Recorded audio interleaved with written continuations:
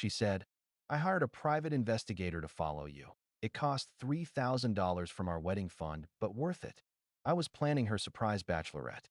When her parents saw the invoice and called an emergency budget meeting, everything fell apart exactly as it should. 33M thought I was marrying the most trusting person I'd ever met. Turns out, trust was a one-way street. My fiancée, Allison, 31F, and I had been together for almost 5 years. We met through mutual friends in a hiking group, bonded over coffee and mutual sarcasm, and slowly built the kind of stable, quiet relationship that other people said they envied.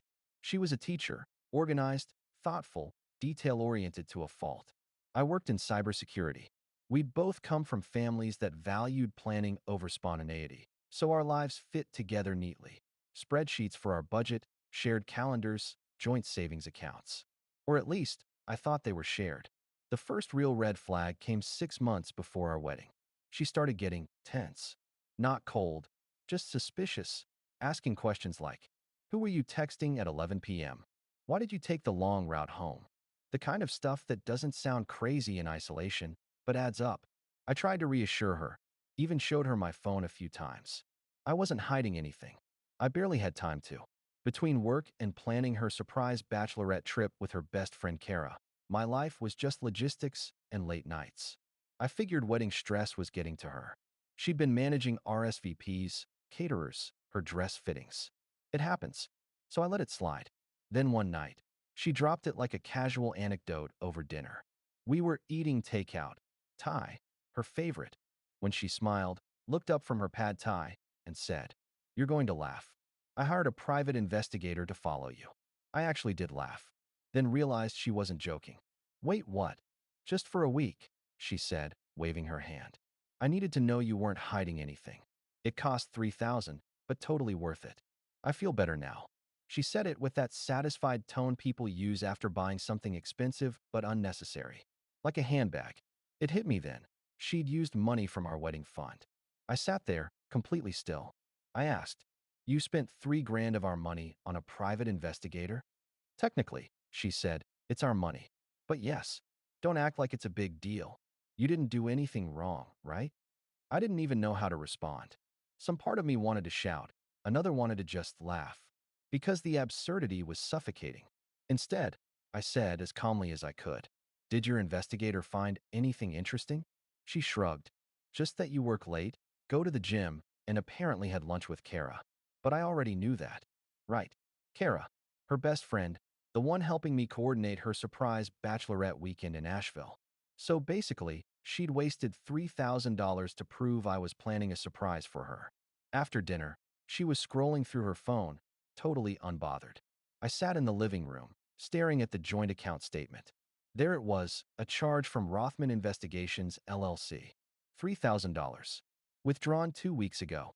That was the same week I'd told her I was going to a work dinner.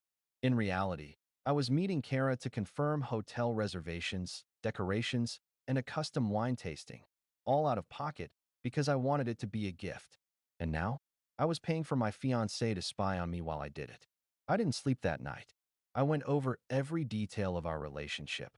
Every time she'd asked too many questions, every time she'd joked about checking my messages. I realized this wasn't stress.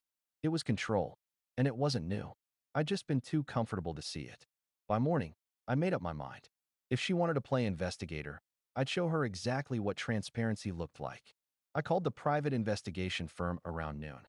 After confirming my identity, I told them I was the subject of one of their recent contracts and wanted to request copies of the file.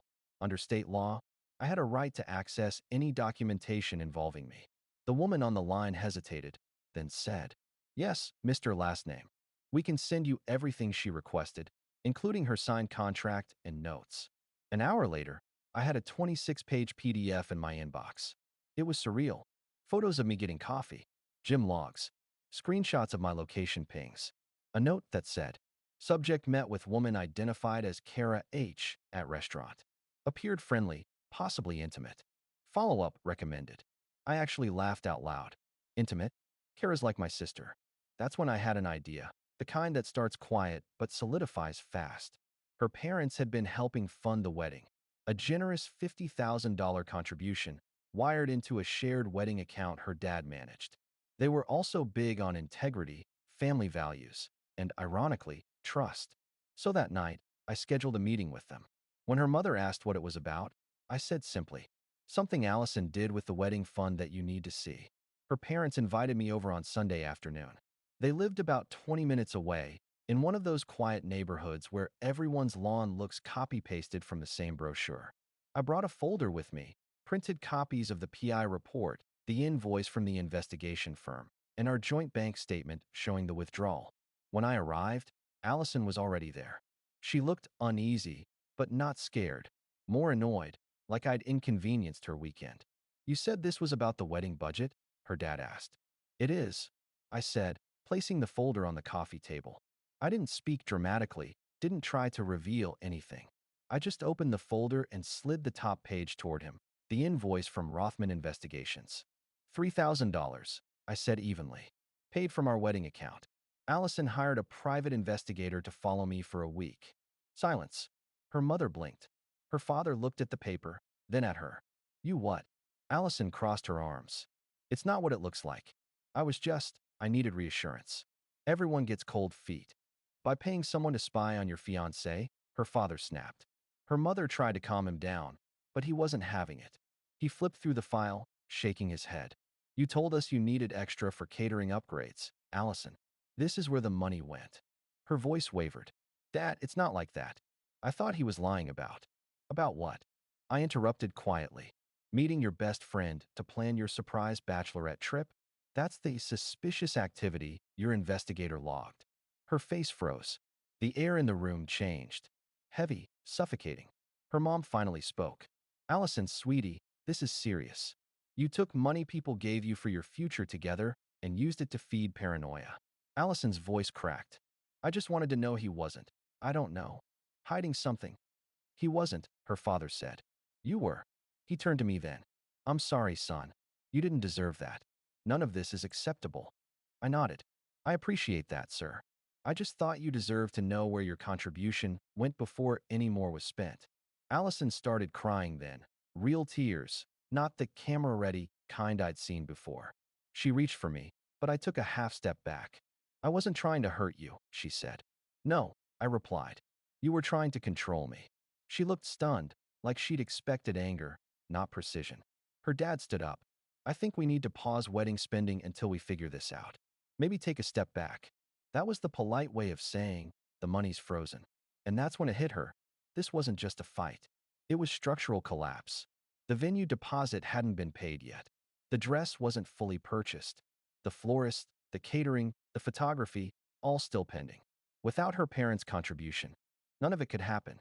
I didn't stay long after that. As I was leaving, she followed me out to the porch.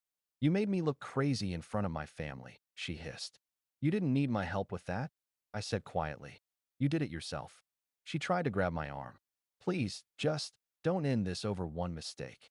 I looked at her, really looked, the woman I'd planned to spend my life with. And for the first time, I didn't see a partner. I saw someone addicted to fear, of losing control, of not knowing, of not being the one pulling the strings. "It's not one mistake," I said. "It's a pattern. You didn't hire a PI because you thought I'd cheat. You did it because you needed to prove I might." She stared at me, speechless. I walked to my car, got in, and drove off without looking back. 2 hours later, her father called. "Son, for what it's worth, you handled that with more grace than most would have. Take a few days to think. If you need anything, don't hesitate." I thanked him.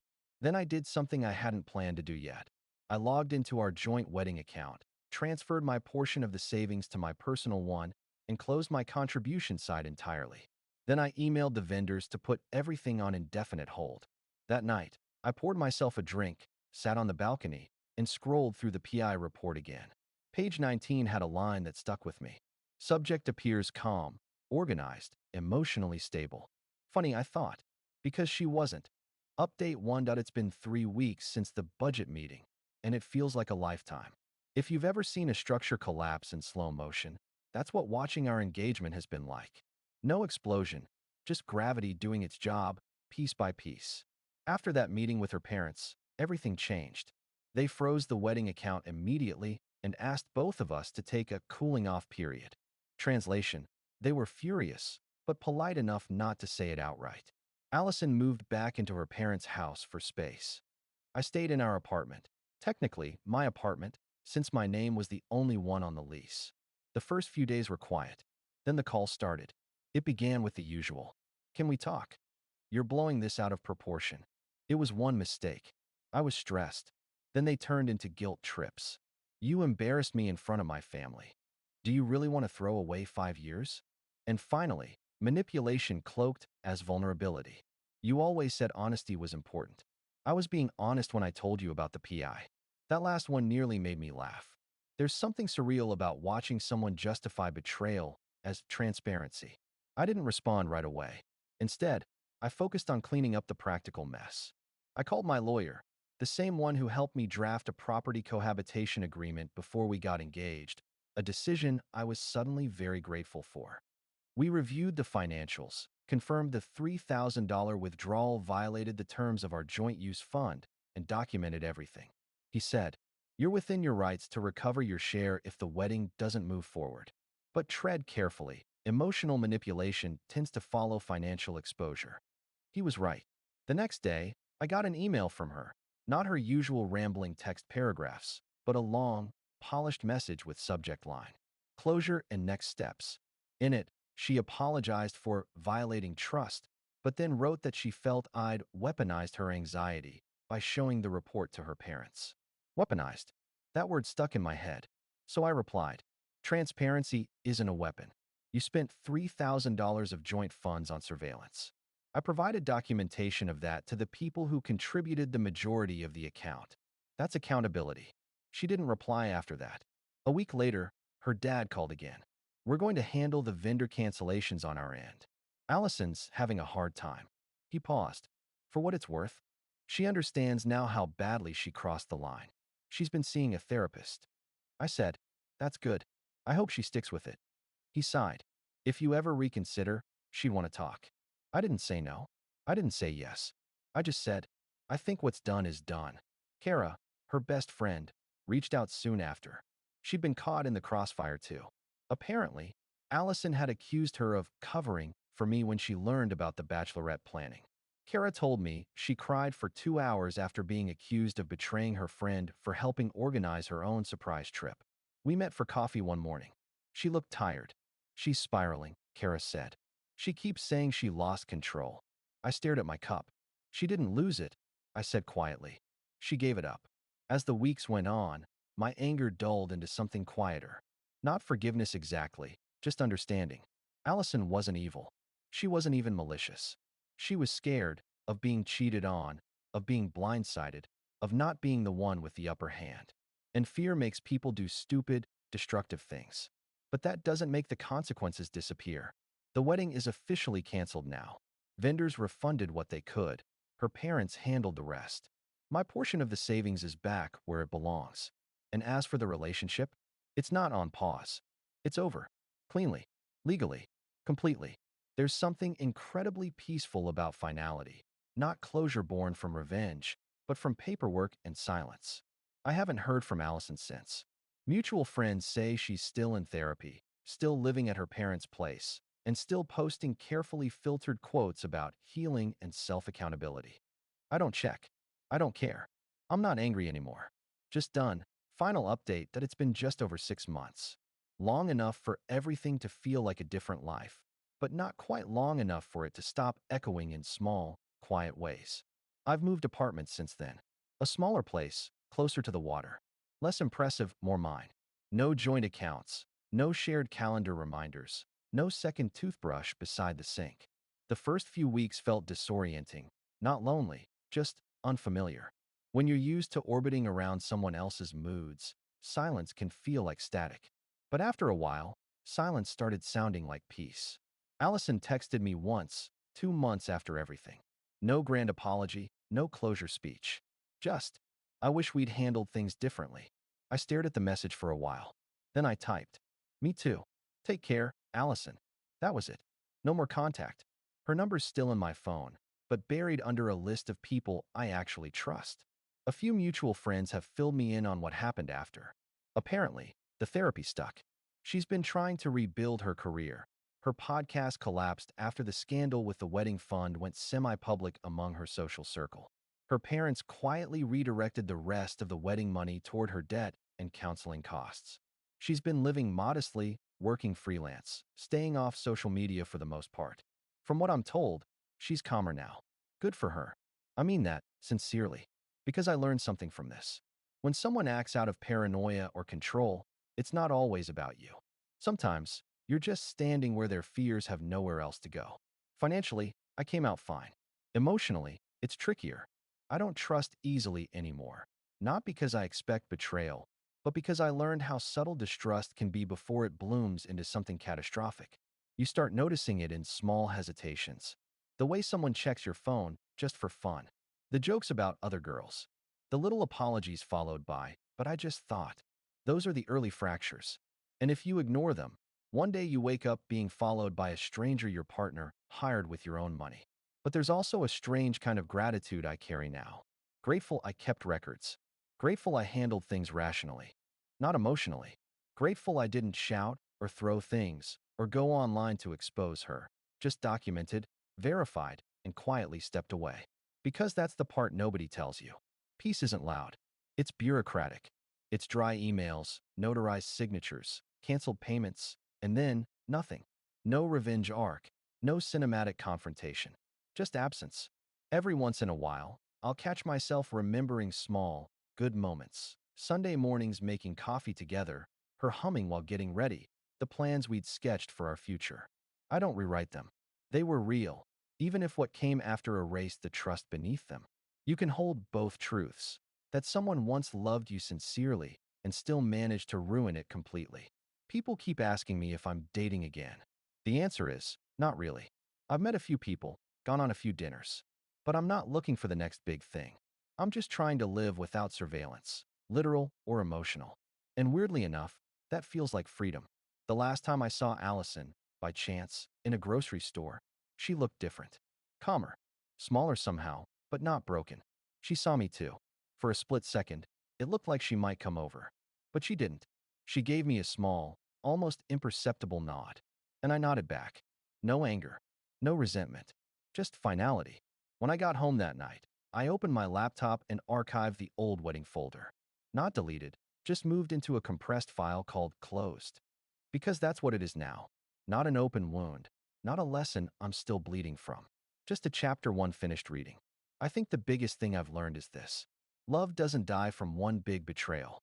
It dies from erosion, the slow wearing away of safety, honesty, and kindness.